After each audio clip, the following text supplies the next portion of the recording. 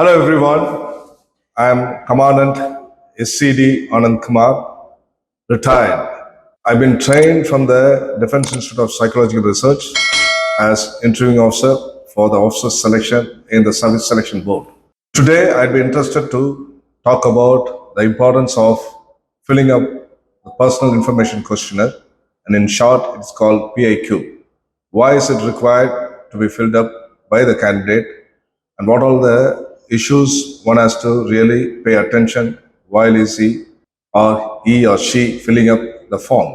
The personal information questionnaire, it's more or less like a biodata of a candidate. It goes without saying that even if anyone applies for a job, all he has to do is a prerequisite for him to say that what is various details so as to find himself, how he can give a good impression of himself by filling up some details required. In similar words, the personal information questionnaire is given to a candidate once he clears the stage 1 screening. So he needs to fill up 2 such forms.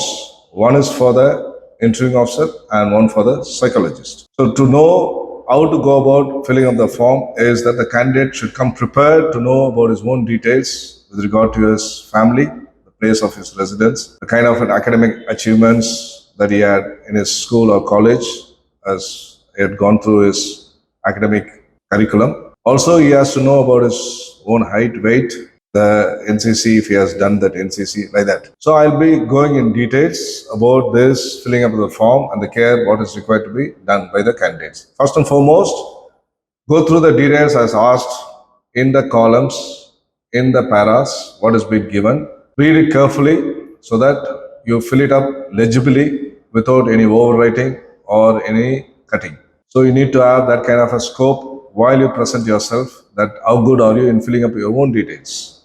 So to begin with, the initial columns which are required to be filled up by the candidates, it's a kind of a back-to-back form with the details to be filled up in the blanks provided against the question or the data which is required to be filled up by the candidate. To begin with, the candidate should know which selection board, the number and the place that he is appearing, the batch number, the chest number that is been given with, and also the UPSC and other roll number that has been assigned to him. The column, the name, if it is to be written in capitals, use only capital letters. And subsequently, your father's name and the place of your maximum residence, namely the place, the district, and the state. The maximum residence is the area that one has stayed for more than, let us say, 5 years and above. And the present residence or the place at which he is presently staying. So like that, there is the information which is required to be given by the candidate. Not only that, he has to also know the estimate of the population of the place that he is from or staying at. So you should have a rough estimate of the population staying over there or the number of population as per the estimate. Coming to the next column is that he has to give his own personal details with regard to his mother tongue, the date of birth, the religion, and whether he is married, single, or widow. Once he is completed with that kind of a column, then he has to go through his family backdrop. So whatever the family details which are required to be filled up by the candidate, you should have the full details known as he is coming to fill up the personal information questionnaire, namely the details of his father, mother, guardian, and his siblings, brothers and sisters, elder as well as younger. He has to give the details such as the education, the occupation, and the income per month. So you need to have this details of your own family members to a large extent as accurate as possible. Coming back to his own educational records, but is commencing from the matriculation as well as the equivalent examination. If a candidate has to appear for his +2 entry or the NDA entry, you should know the details from his 10th standard, the metric, or the higher secondary, high school level, and progressing to the next level is +2. So then, since he is entering only the +2 entry, with that he will be giving those details which are required in that column. But if he is a graduate entry, you should go further to that next column, say that which type of the discipline under which he is graduated, and the kind of marks percentage that he has scored, the grade that he has achieved, which kind of a board that he has appeared through that, and whether he is a day scholar or a boarder. So accordingly, he has to fill up those details. And more specifically, the outstanding achievements, if he has got anything in the academic records, that also required to be filled up by the candidates. This is what is that all about the page 1. It's quite easy. So it is all the candidate that he has to see that the data what has been given by the candidate is accurate and also factual. So he should be honest with himself or herself to fill up those details. Coming back to the second page of this personal information questionnaire, it runs close to the details as the age in terms of years and months, and height in terms of meters, the weight in terms of kilograms. So the candidate has to have his recent measurements of his height as well as weight, so that gives a scope of the candidate knowing about himself, that what kind of a category that he is fitting himself, whether he is overweight or whether he is in the proportionate weight or he is underweight. So underweight candidate still has got a better chance than having an overweight who is considered to have that kind of a percentage of allocation with which he has to see that whether he is in the acceptable standards. More importantly, the column 9 is the present occupation. If the candidate, after having finished his studies, has found an employment, hence he has to fill up that column, that whether he is employed or is he still studying as a student. With that employment, he should also mention that the kind of income that he earns per month. So that gives a scope that yes, he is presently being employed with a kind of an income which he is presently being settled with. Comes as the next column is your NCC training. In that, the amount of training that he has undergone, the wing that he has been there in the NCC, the division, and the kind of the certificates that he has earned while in the NCC. If the candidate has not done an NCC training, that column can be left as with a kind of NCC training no and left it blank. Participation in games and sports is another important aspect that he has to fill up. So in that, which are the games that he has participated while at school or at college, the duration under which the participation that he has undertaken, represented whether school, college, state, or inter-school or inter-college, the level at which he has participated, and the kind of achievements out of it, whether he is a winner, runner, or he just participated. That kind of details is required to be given.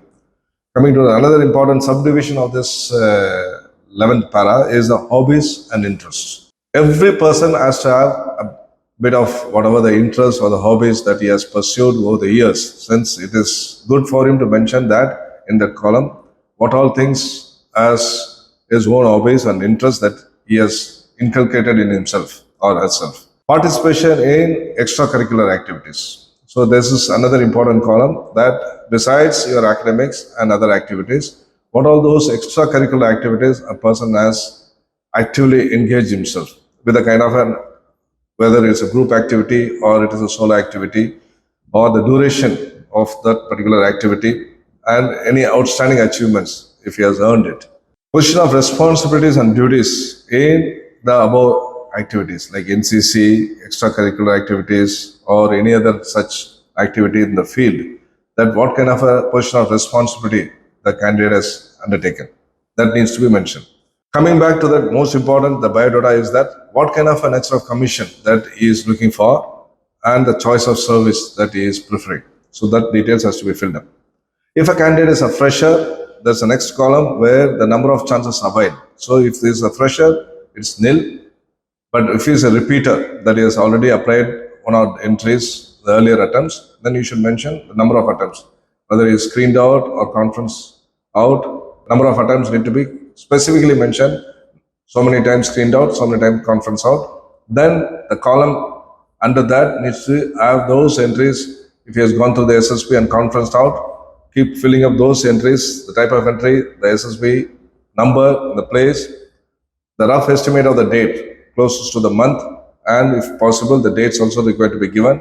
The chest number and the batch number. Hence, it is required for him to remember if he is a repeater, the previous attempts on which what batch number and the chest number was awarded to him. So in all the details when the candidate is filling up, you should have a fair idea of giving an honest submission of those details, knowing it is what the candidate is giving his own details to the best of his knowledge and ability.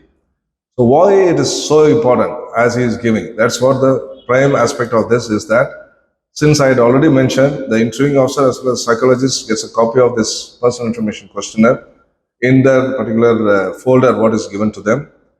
Before a candidate is being assessed, they'll have a cross-reference of this candidate who is going to appear, or the documents which needs to be checked in accordance with the candidate's performance.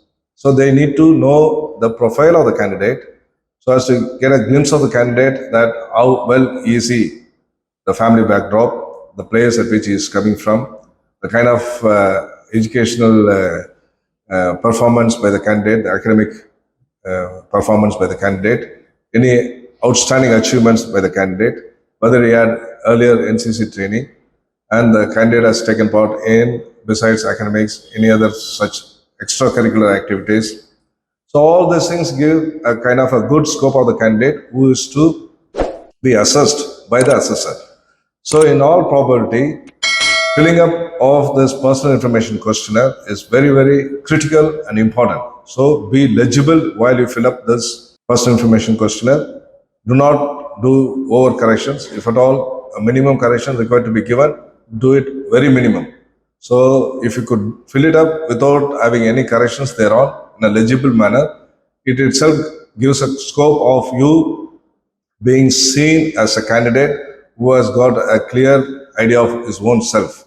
So that gives a scope to the interviewing officer that yes, before I call in the candidate's profile has been read by me. So I have a general frame of mind as how the candidate is going to be. So this gives a scope about you. So wish you all the very best as you go prepare to fill up your personal information questionnaire. All the details you got to have it readily available while you fill it up. All the very best.